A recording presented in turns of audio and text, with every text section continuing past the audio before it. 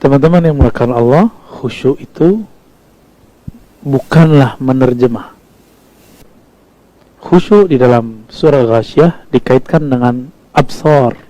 Absaruha khasyiah, pandangannya tunduk. Maka khusyuk yang dimaksud dalam salat adalah pandangan basirahnya, pandangan batinnya tunduk kepada Allah Subhanahu wa ta'ala.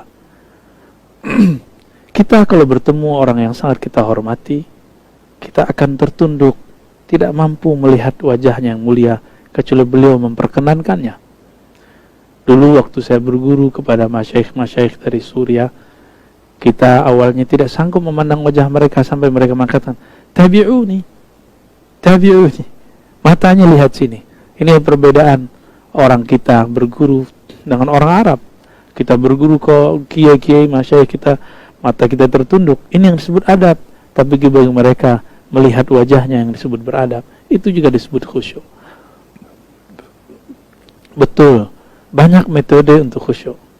Tapi Nabi tidak pernah memaksakan umat untuk menerjemah dan memahami bacaan yang kita baca. Inilah masalah dosa-dosa kita yang sudah kita timbun lama. Kita belajar Al-Quran, cuma belajar hafalannya, bacaannya, tapi tidak melatihkan memahami maknanya. Maka orang-orang di luar agama kita, peneliti-peneliti dari barat sana, mereka heran. Kenapa ada orang Islam baca Quran tapi dia tidak mengerti isinya? Membacanya lancar tapi pemahamannya tidak mengerti. Ini aneh daripada umat Islam.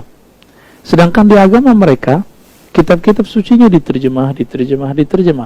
Meskipun kemudian pasti terjadi beberapa perubahan, tapi targetnya mereka membaca lalu faham.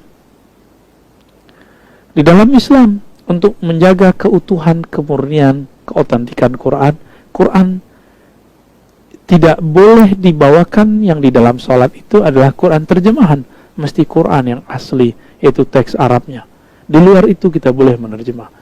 Tapi teman-teman, metode memahami bacaan untuk khusyuk itu metode biasa, metode lama. Ini yang diistinbatkan orang, janganlah kamu sholat wa antum sukara. Jangan kamu sholat, kamu dalam keadaan mabuk sampai kamu sadar apa yang kamu baca. Tapi orang yang membawa makna ayat ini ke mana khusyuk, ini tidak memahami asbabun nuzulnya dengan baik. Asbabun nuzul ayat ini adalah orang-orang yang sholat dalam keadaan mabuk. Dan mereka tidak memahami apa yang dia baca, nggak sadar apa yang dia baca, sehingga merubah beberapa ayat.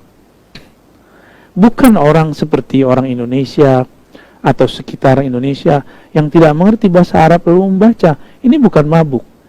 Jadi betapa kita zalim kepada umat lalu mengatakan mereka yang tidak paham baca Quran lalu disebut mereka mabuk. Jika demikian, maka semua mungkin 90% orang yang sholat di masjid-masjid kita adalah orang mabuk. Karena yang mengerti, yang nyantri, yang belajar bahasa Arab cuma beberapa orang. Maka adakah cara lain? Pertanyaan terakhir ini yang akan kita jawab. Ada.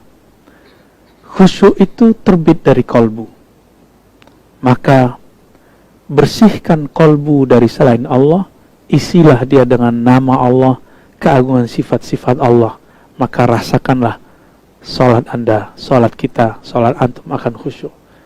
Tapi mungkinkah yang mengisinya, yang memvaksin si kolbu itu orang yang tidak ahli? Cuma lewat YouTube, lewat Zoom? Tidak mungkin.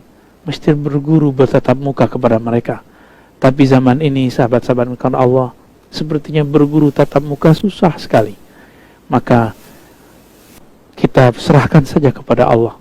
Jika memang sahabat-sahabat takut untuk berguru kepada orang secara langsung karena zaman seperti ini, maka ilmui saja. Lalu ketika selesai sholat, astagfirullahalazim, minta ampun kepada Allah karena sholatnya tidak khusyuk. Jangan berhalakan khusyuk, tapi sembahlah Allah yang menyuruh kita untuk sholat. Dan khusyuk itu adalah hadiah dari Allah yang mau mengisi kolbunya dengan nama-namanya.